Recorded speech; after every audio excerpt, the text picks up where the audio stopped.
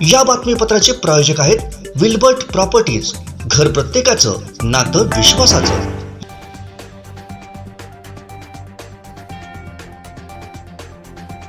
अजित पवार यांनी पुण्यात मोठं वक्तव्य केलंय। राष्ट्रवादी काँग्रेस आताही मुख्यमंत्री पदावर दावा ठोकू शकतं, यासाठी 2024च्या निवडणुकांची वाट पाहण्याची गरज नाही, असं अजित पवार म्हणाले।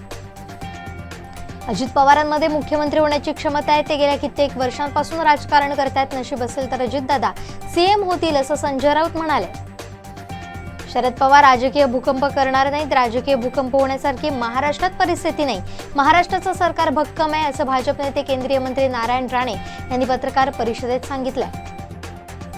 अजित पवार आणि माझी गेल्या 3 महिन्यांपासून भेट झालेली नाहीये, मात्र महाविकास आघाडीतील नेते जाणीवपूर्वक त्यांची बदनामी करतात, असा आरोप भाजपचे प्रदेशाध्यक्ष चंद्रशेखर बावनकुळे यांनी केलाय।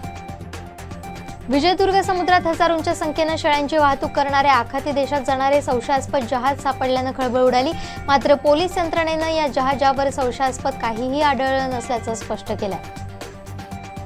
सिंधुदुर्ग जिल्ह्यातील 443 प्राथमिक शिक्षकांना आंतरजिल्हा बदलीतून कार्यमुक्त करण्याचे आदेश सिंधुदुर्ग जिल्हा परिषदचे मुख्य कार्यकारी अधिकारी प्रजित नायर यांनी काढले। ग्लोबल वॉर्मिंगच्या पार्श्वभूमीवर एसटी महामंडळानं देखील आता पर्यावरणपूरक सेवेकडे वळण्याचा निर्णय घेतलाय, अशी माहिती राज्य परिवहन महामंडळाचे उपाध्यक्ष तथा व्यवस्थापकीय संचालक शेखर चन्ने यांनी दिली आहे।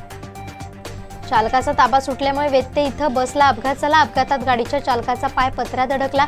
वेत्ते सरपंच गुणाजी गावडे यांच्यासह स्थानिक ग्रामस्थांनी धाव घेऊन अपघातग्रस्तांना सहकार्य केलं। आनंदवाडी भाटीकडे जाणाऱ्या रस्त्याचा उतारावरच आनंदवाडी ग्रामस्थांच्या वतीनं लावण्यात आलेला फलक चर्चेचा विषय बनलाय। मासळी वाहतूक करणाऱ्या वाहनांना बंदी, असं फलक लावण्यात आलंय। बांदा शहर ग्रामपंचायत कार्यालयासमोरील रस्त्यालगत अवजड वाहतुकीमुळे पडलेला खड्डा अपघातास कारणीभूत ठरतोय। प्रशासनाचं लक्ष वेधण्यासाठी ठाकरे गटाचे ग्रामपंचायत सदस्य साईप्रसाद काणेकर यांनी खड्ड्यातच वृक्षारोपण केलंय। राज्यस्तरीय शालेय जुदो स्पर्धेत कासार्डे विद्यालयाचा 7वी मधील अथर्व आशिष जोशी यानं 14 वर्षाखालील मुलांच्या 25 किलोग्रॅम वजन गटात कोल्हापूर विभागाच्या वतीनं खेळताना कांस्य पदकासह 3रा क्रमांक पटकावलाय। गोवा डेअरीतील कथित गैरव्यवहार प्रकरणी अखेर सहकार निबंधकांनी बडगा उगारलाय। त्यात विद्यमान 6 संचालकांना अपात्र ठरवण्यात आलंय। अपात्र केलेल्या आजी माजी संचालकांची एकूण संख्या 14 आहे। खारघरमध्ये काही दिवसांपूर्वी झालेल्या दुर्घटनेत 14 श्री सेवकांचा मृत्यू झाला। या प्रकरणी राष्ट्रवादी काँग्रेसचे अध्यक्ष शरद पवार यांनी आता चौकशीची मागणी केली आहे। अजितदादा हेच जनतेच्या मनातील मुख्यमंत्री असल्याचं बॅनर्स भाजप नेते मंत्री चंद्रकांत पाटील यांच्या मतदारसंघात म्हणजेच पुण्यातील कोथरूड परिसरात झळकले, त्यामुळे चर्चांना उधाण आलंय।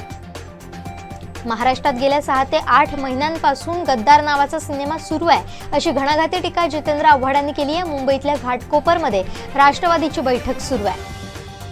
बुद्धाची भाषा करू नका, पण निदान प्रतिकाराची भाषा तरी करा, नाहीतर ईडी सीबीआयला सीमेवर पाठवा। कदाचित दहशतवादी भाजपमध्ये प्रवेश करून तरी शरणागती पत्करतील, अशा शेलक्या शब्दात सामनातून मोदी सरकारवर हल्लाबोल करण्यात आला। अग्निवीर भरती अंतर्गत प्रशिक्षण घेणाऱ्या जवानाचा उष्माघातामुळे मृत्यू झालाय। नाशिकच्या आर्टिलरी सेंटरमध्ये ही धक्कादायक घटना घडली आहे। हर्षल संजय ठाकरे असं निधन झालेल्या जवानाचं नाव आहे।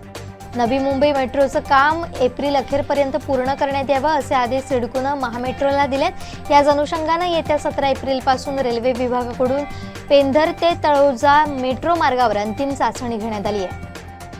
केंद्राची सध्या आम्हाला कोरोना लसीची मागणी नाही, मात्र आम्ही 6 मिलियन लसीचा अतिरिक्त साठा तयार करून ठेवला आहे, अशी माहिती सिरम इन्स्टिट्यूट ऑफ इंडियाचे सीईओ आदर पुनवाला यांनी दिली आहे। भाजपनं लपवण्यासारखं काहीही केले नाहीये। सत्यपाल मलिकांच्या आरोपांची विश्वासार्हता तपासण्याची गरज आहे। राज्यपाल असताना त्यांना मौन का बाळगलं, असा सवाल केंद्रीय गृहमंत्री अमित शहा यांनी केलाय। पंतप्रधान नरेंद्र मोदी 2 दिवसांच्या देशाच्या विविध भागांचा दौरा करणार आहेत। हा दौरा खास असेल कारण ते या दौऱ्यात अवघ्या 36 तासात देशाच्या विविध भागांमध्ये सुमारे 5000 किलोमीटरचा प्रवास करतील।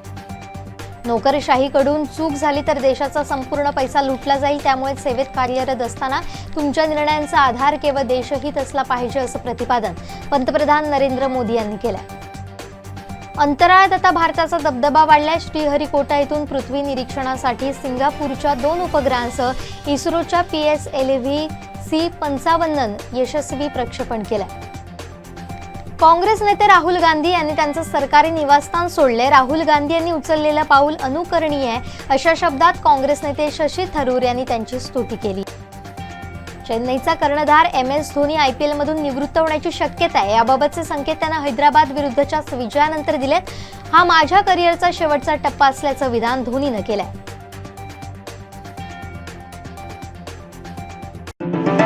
या बातमीपत्राचे प्रायोजक होते विल्बर्ट प्रॉपर्टीज. घर प्रत्येकाचं, नातं विश्वासाचं.